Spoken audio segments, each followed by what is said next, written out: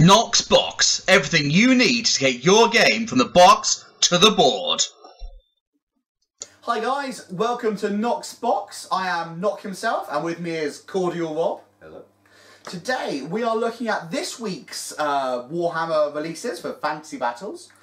We have Morghast Archive, or also the Morghast Harbingers, and something I've been really looking forward to.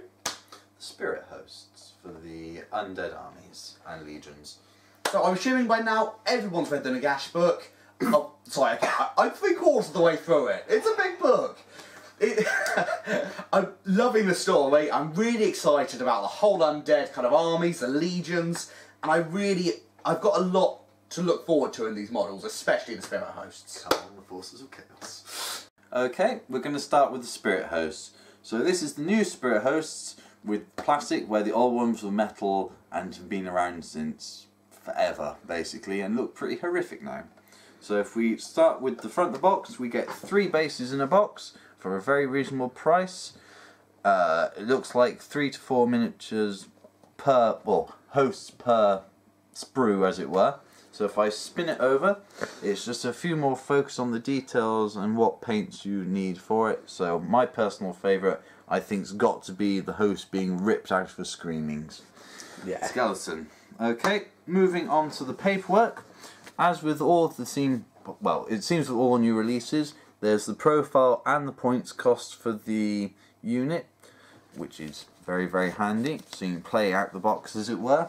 Absolutely. You'd need the rule book, but it looks like you're sort of heading towards the cards, as it were, with some of the other games. So you get 3 bases, and it looks like they're all fairly sort of one-off-ish. So if you buy 2 boxes of these, you'd end up with 2 of the same sort of set. But yeah, there's no choices, are there? it doesn't look that. However, I'd argue if you have the Mortarks and Nagash, you've probably got the variation for conversions. For me personally, if I was getting this kit, I'm not an undead player, but I'd love to do these in a demon army or something like that, sort of spiring around your casters and things. A set of these flying around a necromancer or something, if you are playing an undead army, I think would look really good. Okay, we now got 3 sprues in the box. So it looks like it's a base per sprue, as it were. Best bit. So here's your grave for your decoration, your base. I expect, if I can quickly... here's the favourite one you like. Is that's your skeleton screaming and your spirit, and then you've got the connecting bits, and it looks like 2 to 3 spirit heads, bodies per base. And it really is 3 separate spirit bases they make, isn't it? The only choices are little gravestones. It would appear that way at the minute. So, alright. I'd be quite tempted if you were doing a Banshee army or something like that. You'd probably have several of these. Think you'd probably paint them slightly differently. Yeah. Otherwise, you'd be quite samey, because you can get units of 10 of these, which I'm not sure how that would quite work out at 450 points. But basically, well, because they're ethereal, anything that's not a magical weapon is just going to sit there and not do any damage. So they're basically the ultimate tar pits. You know, Skaven slaves. Plonk. Thank you very much. You'll just sit there for the rest of the game. I'll just drop things on you. So, you know, a very good compared to the previous iterations of them. And it ties in really nicely. If you're fielding a Mortark, you can have a couple of these scattered around the battlefield, you know, because you have units of 1 of them, you know, just to annoy people or strip away the rank bonus. Okay, we're going to start looking at the Morghast Archive, and then we'll have a look at the Morghast Harbingers.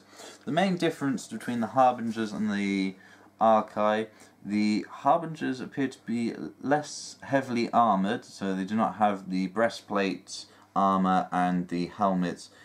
They have dual blades, whereas if I swing round to the Archive, they have heavy halberds and a sort of full plate black armour, similar to Arkan. Now, if we go to the booklet, this is showing the 2 different sets that can be made from this. There are 2 models in the box, and it's a fairly sort of standard construction. So you've got your wings, your different weapons of choice, and the basic nuts and bolts of the model. we go later on in the book.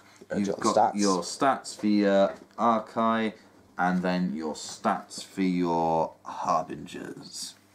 If we now have a look at the actual model themselves, everybody's favourite bit. Bases! Yeah, 2 bases. So these are monstrous infantry, so similar size to the Vargheists and the Crypt Ghouls for the undead. Now here's my favourite bit, is the wings. So if we look at the wings first, I love these. I think they're brilliant. They're on sort of spectral flares up into the wings, and they connect to the back of the model. For me personally, I should be the first bit I'd rip off and put onto other models, because for conversion purposes, Tzeentch models, Nurgle models. Yeah, those are some really nice looking wings. Any undead Pegasi. Oh yes. You know, if you want to do some of the sort of counts as or realm monstrous chaos creatures with wings, I think these are going to be the things you're going to be looking for. So, for price bits wise, you'll be wanting a hold of a bucket load of these for all the different conversions. We then go, so if you like skulls and you love dry brushing, you will love this model. Here's another set. More toes, more skulls, a lot more There's skulls. lots of skulls, isn't there? Well, Those are the 2 kits for the bodies, and they are pretty. well. They're made of skulls and bones, so it makes sense. But yeah, There's a bit of difference in the landing pads of the and spirit actually, once you've got the armour on it, it will deskull it a little bit. It goes with the tone of the army. If you've got a set of these, some skeleton warriors, your necromancer waving at the back, you know, not bad. Ooh, the staff. Now, I like these. These are the heavy halberd staffs for the Archai. I look at these and I think Krell, the Chaos Lord, who's now one of Nagash's, I wouldn't say minions, but lieutenants. And if you compare his axe staff to these, very similar. If we then come across here to the heads, one of the heads and a second one of the heads of the halberds, I don't mind them. I'm not sure about the little leering faces in the connecting part because it looks a bit weak as a weapon. They're a little flat. There's no curve. Oh, there is very There is faint. curve, but I would say on the painting these, you can't ink them. Dry brushing them's less than worthless. Thin lines of detail. Feathering would probably be quite good to get up. Actually, looking at all of the weapons are very, very flat. Well, if we quickly cut back to the image on the box, it's that thin line there. You I can't even see it on there. No, that's freehand painting, and then he's sort of very, blended it as very he's gone light. along. But there just isn't that.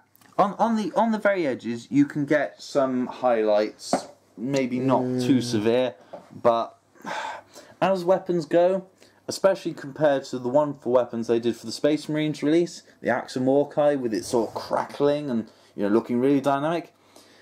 They've really copped out on those ones, haven't they? They are really flat. Here's a butcher's knife with a leering face on it. Well, fluff-wise, the Morghast, when many centuries ago, Nagash was at Nagashizar on the Warpstone mines. He was rebuilding his strength by absorbing pure Warpstone. Petra, one of the gods from the Tomb Kings books, sent down his warriors of light with gleaming blades to cut him down. They fought for 40 days, 40 nights, the way you do, and Nagash bested them, eventually, because he was still absorbing Warpstone from the mines at that point. As a mockery, he converted them into his underlings. Now, if you look at the Tomb King blades, Cetra the Impossibles, the Imperishable has a blade of light that was gifted to him by the gods. That's got a lot of detail and is a really nice centerpiece weapon. These just don't have that. The staffs are nice. The hands, good detail. You can dry brush them, you can ink them to nice effect. Maybe make them a bit bloody. The blades themselves, they could do with a bit. To get the best of them, you're going to have to do a bit of work on painting them, or you're going to have to weather them yourself. Yeah, they've put so much effort into literally cramming bones and skulls into every conceivable place, and the wings are a thing of beauty. Well, it just strikes me they just haven't bothered with that. Well, when you look at the weapons. paintwork for the wings, you know, with the reds, the highlights, the dry brush bone, the inking to get into the effect, and then you look at the blades. It just doesn't go, does it? I would say I'm it's not. a missed I'm not opportunity. convinced. It'd be one of the things, if I bought the models, I'd convert so they carried something else. So the blades from the Ushabai, the war constructs, because then that still ties in with the Tomb Kings. I'd be tempted to see if I could make a giant shield for one of them with a giant blade and just carry it as a halberd, because it just smacks you with the shield, smacks you with the sword, keeps going. Right, guys, so you have looked at these sprues in detail. Firstly, in my opinion, Spirit Hosts, wonderful sprues. I love some of the dynamic parts of it. The way that the spirits are being ripped out of the actual bones, I love. The fact you have no choice means if you have a big unit, it's going to look very samey very quickly, but with easy conversion, you can change that. Yeah. You green stuff and maybe some pinning for some of the smaller fiddly bits.